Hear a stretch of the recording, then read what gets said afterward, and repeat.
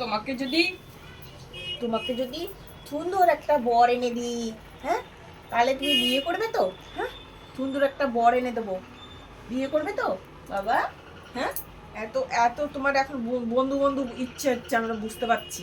হ্যাঁ, 7 মাস বয়স হয়েছে, তোমার একটা বন্ধু বন্ধু ইচ্ছে হচ্ছে। চলে রাগারাগিও করছো, বুঝতে পারছি। তোমার একটা অবশ্যই তোমার একটা সুন্দর একটা বরের দরকার।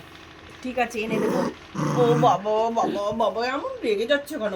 বইও পড়তে বসো না, কেন এমন রেগে যাও? সকাল সকাল রেগে গেলে হবে মিকি? ও বাবা, কেন রেগে যাচ্ছে মা? কি হয়েছে মা? ও মা, অমন রাগ করে না। হ্যাঁ, তুমি কি করছো? তোমার একটা চাকরি পেয়েছো, বাবা ওই ঘরে খাটের নিচে আলু রেখেছে, আলুগুলো প্রতিদিন তুমি এনে এনে এই ঘরে একটু একটু করে খেয়ে ফেলে রাখছো কেন বাবা? আমি তো ওই ঠাকুর ঘরে কাজ করি, হ্যাঁ, আমার তো সে সময় লাগে, আর দিদি পড়তে যায়। তাহলে তুমি এরকম বসে বসে আলুগুলো কেন আনছো? হ্যাঁ, আলু খেলে হবে? এত আলু কেন খাচ্ছ তুমি বাবা? হুম, প্রতিদিন আলুগুলো খাচ্ছে, একটা চাকরি হয়েছে, আলুগুলো এনে অর্ধেকটা খেয়ে খেয়ে কোনায় কোনায় লুকিয়ে রাখছো কেন সোনা? মুখের মধ্যে হ্যাঁ, এই যে এই যে এই যে এই যে ওটা ওটা ছেড়ে না, ছিঁড়ে যাবে, রেগে গেছে। বন্ধুদের বলে দিও যে আমি একটা চাকরি পেয়ে গেছি, আমার বাবা খাটের নিচে আলু এনে রেখেছে 1 বস্তা, সেই আলুগুলো আমি অর্ধেক অর্ধেক করে খেয়ে খেয়ে রাখছি।